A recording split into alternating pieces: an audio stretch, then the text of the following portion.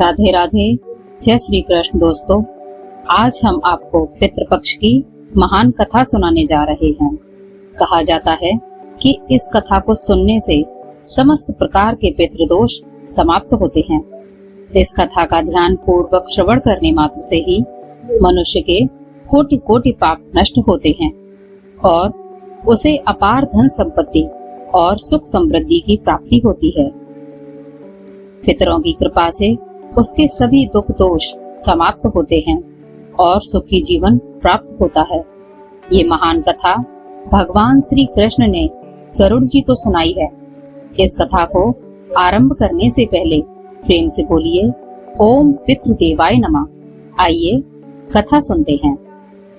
एक समय की बात है, पक्षीराज गरुड़ अपने मन में जिज्ञासा लिए भगवान श्री कृष्ण के पास आते हैं और उन्हें प्रणाम करते हुए कहते हैं, हे प्रभु, पितृपक्ष में पितरों की पूजा करने से कौन सा फल मिलता है? पितृपक्ष के दौरान पितरों की शांति के लिए कौन से उपाय करने चाहिए? भगवान श्री कृष्ण कहते हैं, हे गरुड़, तुमने आज उत्तम प्रश्न किया है। तुम्हारे इस प्रश्न में समस्त मनुष्य जाति का कल्याण छिपा हुआ है। जो मनुष्य अपने पितरों को संतुष्ट करता है उसके समस्त दोष और दुख समाप्त होते हैं। पितरों की पूजा करने से मनुष्य को अपने पूर्वजों का आशीर्वाद प्राप्त होता है। इस विषय में एक अप्सरा और ऋषि की प्राचीन कथा कही जाती है। इस कथा को श्रवण करने से तुम्हें तुम्हारे सभी प्रश्नों के उत्तर मिल जाएंगे। इसलिए हे गरुड़, तुम इस कथा को ध्यान से सुनो। इस कथा को जो भी सुनता है उसके समस्त प्रकार के पितृदोष का नाश होता है। जो भी इस कथा को सुनता है और सुनाता है उसके ऊपर पितरों की कृपा सदैव बनी रहती है। गरुड़ जी कहते हैं, हे प्रभु, आपके मुख से इस कथा को सुनने के लिए मैं उत्सुक हूँ। कृपया आप मुझे ये कथा सुनाइए। मैं इस कथा का प्रचार करूँगा। फिर भगवान श्री कृष्ण गरुड़ जी को पितृपक्ष की कथा सुनाने लगते हैं। इस कथा के श्रवण मात्र से मनुष्य के सभी पाप और दोष नष्ट होते हैं। उसे पितृदोष से मुक्ति मिलती है। सभी कर्ज उतर जाते हैं। धन धान्य संपत्ति की प्राप्ति होती है तथा सुंदर गुणवान पत्नी की प्राप्ति निश्चित ही होती है। संतानहीन को संतान प्रदान करने वाली ये कथा अत्यंत महान है। पितृपक्ष के दौरान इस कथा का श्रवण प्रत्येक मनुष्य को करना चाहिए। इसका श्रवण करने से पितृदेव प्रसन्न होते हैं और वरदान देते हैं। श्री कृष्ण कहते हैं, हे गरुड़, प्राचीन काल की बात है। रुचि नामक एक राजा थे जो संसार के माया मोह को छोड़कर निर्भय होकर ब्रह्मचर्य का पालन करते हुए निरंकार भाव से पृथ्वी पर विचरण करने लगे। उन्होंने संसार की सभी खुशियों और भोगों का त्याग कर दिया था। उन्होंने घर में रहना भी छोड़ दिया था। वह एक बार ही भोजन करते थे और वन में भटकते रहते थे। उन्हें ऐसा वैराग्य धारण किया हुआ देखकर उनके समस्त पितृगण अत्यंत दुखी हो गए। अपने वंशज को इस प्रकार से वंश को नष्ट करता हुआ देखकर उन्हें भय लगने लगा। उन्होंने सोचा कि वो स्वयं चलकर अपने वंशज से मिलेंगे और उसे वैराग्य का त्याग करने के लिए कहेंगे। फिर एक दिन जब ऋषि रुचि ध्यान मग्न होकर तपस्या कर रहे थे, उसी समय उनके समस्त पितृगण उसी स्थान पर प्रकट हुए। जब ऋषि रुचि ने अपनी आंखें खोली तो उन्होंने 4 दिव्य आत्माओं को अपने सामने खड़ा देखा। उन्हें देखकर वे आश्चर्यचकित हो गए और उन्हें प्रणाम करते हुए कहने लगे, हे महान आत्माओं, आप कौन हैं और किस कारण से आप मुझे दर्शन देने के लिए पधारे हैं? वे सभी दिव्य आत्माएं कहने लगी, वत्स, हम तुम्हारे पूर्वज हैं और हम तुम्हारे इस वैरागपूर्ण आचरण से अत्यंत दुखी हैं। इसीलिए तुमसे मिलने के लिए हम आए हैं। ऋषि रुचि ने उन्हें नमस्कार करते हुए कहा, आदर पूर्वक पूछा, हे पितृगण, आप सभी के दर्शन करके मैं कृतार्थ हो गया, किंतु आप मेरे आचरण से दुखी क्यों हैं? कृपया मुझे विस्तार से बताइए। मुझसे ऐसी कौन सी भूल हो गई है जो मेरे पूर्वज मुझसे असंतुष्ट और दुखी हैं? तब वे सभी पितृगण कहने लगे, हे वत्स, तुमने किस कारण से विवाह नहीं किया? विवाह स्वर्ग और मोक्ष प्राप्ति का उत्तम मार्ग है। गृहस्थ आश्रम के बिना मनुष्य को शाश्वत बंधन होता है। गृहस्थ में रहकर मनुष्य देवताओं, पितरों, ऋषियों और याचकों की पूजा करके उत्तम लोकों को प्राप्त करता है। वह देवताओं को स्वाहा और पितरों को श्राद्ध शब्द से उच्चारण से तथा द्वार पर आए अतिथियों और याचकों को ध्यान करके संतुष्ट करता है। विवाह न करके, संतान को उत्पन्न न करके तुम देवरान तथा पितृजनों के ऋण से मुक्ति नहीं पा सकोगे। संसार में रहने वाले मनुष्य, ऋषि तथा अन्य प्राणियों के लिए भी तुम प्रतिदिन ऋणी ही रहोगे। संतान की उत्पत्ति के बिना तुम स्वर्ग को कैसे प्राप्त कर सकोगे? देव पूजा, पितर तर्पण तथा संन्यास ग्रहण किए बगैर तुम्हें स्वर्ग की प्राप्ति नहीं होगी। तभी सभी पितर कहते हैं, हे पुत्र, यदि तुमने विवाह नहीं किया तो यह अन्याय केवल तुम्हें कष्ट ही देगा।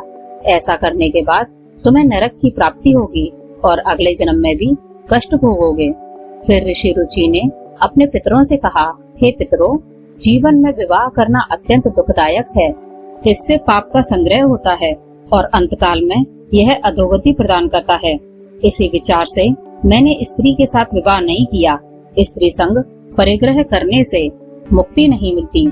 जो व्यक्ति अविवाहित रहकर प्रतिदिन विद्या ग्रहण करता है और ज्ञान के अमृत से अपनी आत्मा को निर्मल करता है, वह मेरे लिए श्रेष्ठ विद्वानों ने अनेक प्रकार के सांसारिक कर्मों का वर्णन किया है।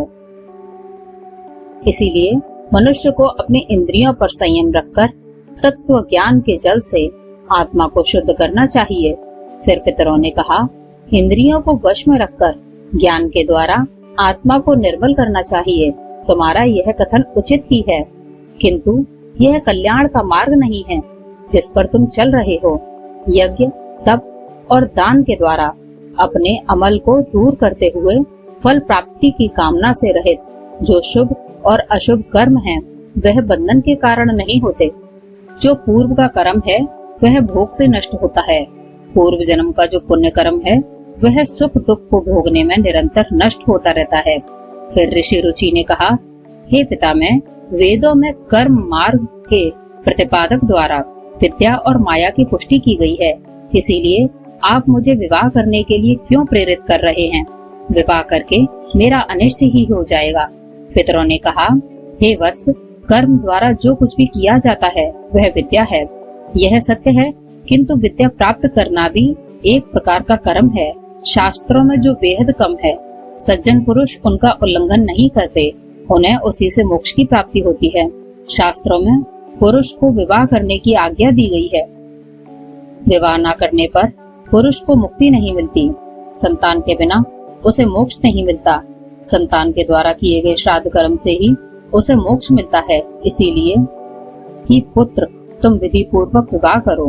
विवाह न करने से तुम्हारे सभी कर्म भी नष्ट हो जाएंगे और तुम विफलताओं को ही प्राप्त करोगे।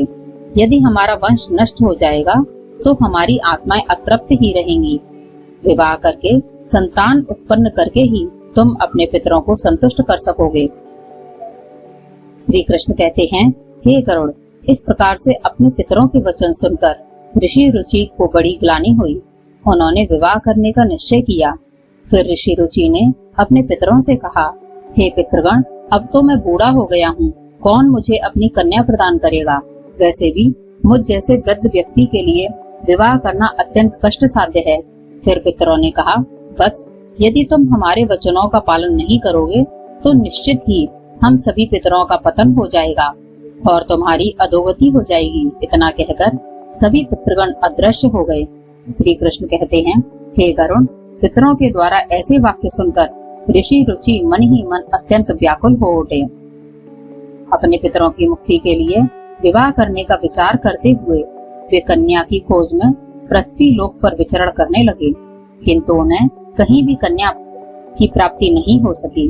अपने पितरों के वचनों को बार बार मन में सुनते हुए चिंताग्रस्त होकर सोचने लगे, मैं क्या करूं, कहां जाऊं? मेरे पितृगणों को मुक्ति दिलाने के लिए कौन सी स्त्री मुझे विवाह करेगी?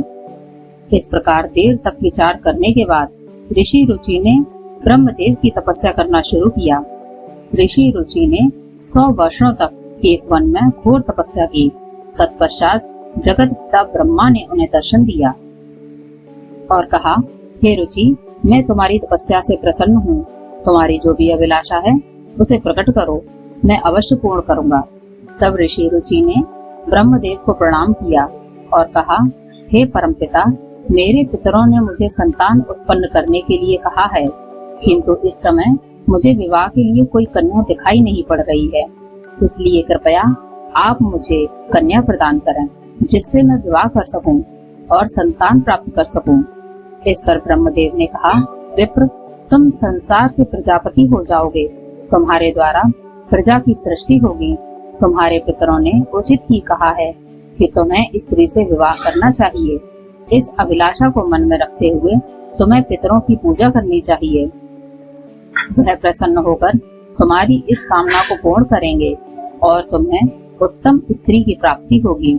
इस प्रकार कहकर ब्रह्मदेव अंतर्ध्यान हो गए। ब्रह्मा जी के वचन सुनकर ऋषि रुचि ने पुनः अपने पितरों को प्रसन्न करने का निश्चय किया। फिर ऋषि रुचि नदी के तट पर पहुँचे और एकांत में उन्होंने अपने पितरों का तर्पण करके उन्हें संतृप्त किया। तत्पश्चात एकाग्र चित्त होकर वे भक्ति पूर्वक अपने पितरों की स्तुति करने लगे। श्री कृष्ण कहते हैं, हे गरुड़, ऋषि रुचि ने अपने पितरों के लिए जो स्तुति की उसे प्रत्येक मनुष्य को ध्यान से सुनना चाहिए। यह स्तुति सब दुख और दोषों को नष्ट करने वाली है। जो केवल एक बार इस स्तुति को सुनता है उसके अनेक पाप नष्ट होते हैं और उसे पितरों का आशीर्वाद प्राप्त होता है। इसीलिए तुम इस स्तुति को ध्यान से सुनो, तभी ये कथा सुनने का फल तुम्हें प्राप्त होगा। महात्मा रुचि इस प्रकार स्तुति करने लगे। जो आदि देवता के रूप में विद्यमान रहते हैं और जो श्राद्ध के अवसर पर देवताओं से स्वधा द्वारा तृप्ति किए जाते हैं, उन सभी पितृगणों को मैं नमस्कार करता हूँ। स्वर्ग में अवस्थित महर्षिगण भक्ति मुक्ति की कामना से मानसिक श्रद्धा द्वारा जिन्हें भक्ति पूर्वक तृप्ति करते हैं, उन सभी पितरों को मैं प्रणाम करता हूँ। अग्निशमन, बड़े सहित अजा और सोमप नामक पितृगण हैं। वे सभी इस श्राद्ध में मेरे द्वारा संतृप्त होकर तृप्ति को प्राप्त करें। अग्निशाक पितर मेरी पूर्व दिशा की रक्षा करें। वरिषद नामक पितृगण सर्वदा मेरी दक्षिण दिशा की रक्षा करें। आग पितृजन पश्चिम दिशा की तथा सोम पितृगण उत्तर दिशा की रक्षा करें। यह समस्त पितृजन राक्षस, भूत, पिशाच और असुरगणों से के कारण उत्पन्न दोष से नित्य प्रकार से हमारी रक्षा करें। पितरों के 31 गण होते हैं जिनसे यह संपूर्ण जगत पर व्याप्त है। यह सभी पितरजन इस श्राद्ध में मेरे द्वारा संतुष्ट हो। इस प्रकार ऋषि रुचि द्वारा स्तुति करने पर पितर अत्यंत प्रसन्न हो गए और इस समय एक दिव्य तेज उत्पन्न हुआ जो आकाश मंडल में चारों ओर व्याप्त हुआ। संपूर्ण विश्व को अपने तेज से अच्छा अधिक करने वाली उस रोशनी को देखकर ऋषि रुचि अपने घुटने पर बैठकर फिर से पितरों की स्तुति करने लगे। रुचि की स्तुति सुनकर पितृगण अत्यंत प्रसन्न हुए और वह उनके सामने प्रकट हुए। रुचि ने पुष्प से उन्हें निवेदन किया था। वे सभी पितर उन्हीं को धारण करके उनके सामने प्रकट हुए। रुचि ने भक्ति पूर्वक हाथ जोड़कर अपने पितरों को प्रणाम किया और निवेदन किया। प्रसन्न होकर पितरों ने कहा, हे पुत्र, तुम्हारी यह स्तुति से हम अत्यंत प्रसन्न हैं। इसीलिए अब तुम्हारी जो भी कामना हो वह निसंकोच होकर कहो। फिर नतमस्तक होकर रुचि ने पितरों से कहा, हे पितृदेव, ब्रह्मदेव ने सृष्टि की रक्षा करने के लिए मुझे प्रजापति बनाया है। इसीलिए मैं आपसे संतान उत्पन्न करने में समर्थ, गुणवान, चरित्रवान पत्नी की कामना करता हूँ। फिर पितरों ने कहा, इसी स्थान पर अभी इसी क्षण तुम्हें उत्तम मनोरमा पत्नी की प्राप्ति होगी और उसी से तुम्हें पुत्र होगा। रुचि का पुत्र बुद्धिमान और बलशाली होकर तीनों लोकों में ख्याति प्राप्त करेगा। उसके भी अतिशय बलवान, महापराक्रमी, महात्मा और पृथ्वी का पालन करने वाले बहुत से पुत्र होंगे। इतना कहकर समस्त पितृगण ऋषि रुचि को आशीर्वाद देकर उसे स्थान से अंतर्ध्यान हो गए। पितरों के अंतर्ध्यान होते ही पितरों की कृपा से इस समय उस नदी के मध्य से ही रुचि के समीप प्रिय लगने वाली पितरों की कृपा से किसी समय उस नदी के मध्य से ही रुचि के समीप प्रिय लगने वाली सुंदर श्रेष्ठ एक अप्सरा प्रकट हुई। उसे श्रेष्ठ अप्सरा ने मधुरवाणी में महात्मा रुचि से कहा, हे वरुण के पुत्र महर्षि, पुष्कर द्वारा मेरी एक अतिशय सुंदर कन्या उत्पन्न हुई है। मैं उस सुंदर रूप वाली कन्या को भार्या के रूप में आपको प्रदान करती हूँ। आप इससे विवाह करें। इस कन्या से आपको अभिषेक बुद्धिमान मनु नाम का पुत्र होगा। फिर प्रजापति रुचि ने उस अप्सरा कन्या से विवाह किया। श्री कृष्ण कहते हैं, हे गरुड़, इस प्रकार से ऋषि रुचि ने अपने पितरों को प्रसन्न करके विवाह के लिए कन्या प्राप्त की और अपने वंश को आगे बढ़ाया। कथा के अंत में भगवान कृष्ण ने गरुड़ जी को पितरों को प्रसन्न करने अनेक उपाय विस्तार से बताए।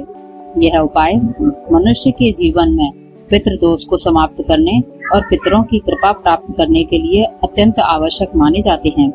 श्री कृष्ण ने गरुड़ जी से कहा कि पितरों को प्रसन्न करने के लिए कुछ विशेष अनुष्ठान, तर्पण और धार्मिक कार्यों का करना अति आवश्यक होता है। आइए जानते हैं उन महत्वपूर्ण उपाय के बारे में। पितरों को प्रसन्न करने का सबसे पहले और मुख्य उपाय तर्पण है। तर्पण का अर्थ है जल अर्पण करना।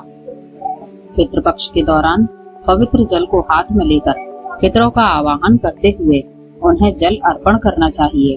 तर्पण में काले तिल, जल, दूध और कुश का उपयोग किया जाता है। यह कार्य पवित्र मन और श्रद्धा से करना चाहिए, जिससे पितृगण तृप्त होकर प्रसन्न होते हैं। तर्पण करते समय ओम पित्राय नमः श्रद्धा मंत्र का उच्चारण करना चाहिए, जिससे पितृ संतुष्ट होते हैं और आशीर्वाद प्रदान करते हैं। श्री कृष्ण कहते हैं, श्राद्ध कर्म पितरों की तृप्ति के लिए एक महत्वपूर्ण अनुष्ठान है।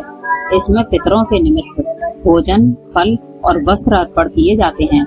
श्राद्ध कर्म में करने वाले व्यक्ति को ब्राह्मण को भोजन कराना चाहिए और उन्हें वस्त्र एवं दक्षिणा देकर आशीर्वाद लेना चाहिए। श्राद्ध के दिन विशेष रूप से सात्विक भोजन बनाना चाहिए, जिसमें खीर, पूरी सब्जी और अन्य पौष्टिक एवं ताजा खाद्य पदार्थ शामिल हों। इस भोजन को पवित्रता के साथ पितरों के निमित्त अर्पण किया जाता है। तीसरा उपाय श्री कृष्ण ने बताया, गाय, ब्राह्मण और अन्य जीवों को भोजन। पितरों को प्रसन्न करने के लिए गाय, कुत्ते, गौए और ब्राह्मणों को भोजन कराना अत्यंत शुभ माना जाता है। इन्हें भोजन अर्पण करने से पितृ तृप्त होते हैं और प्रसन्न होकर आशीर्वाद देते हैं। विशेष रूप से श्रद्धा के दिन गाय को हरी घास और रोटी खिलाना और कौए को चावल व खीर खिलाना शुभ माना जाता है।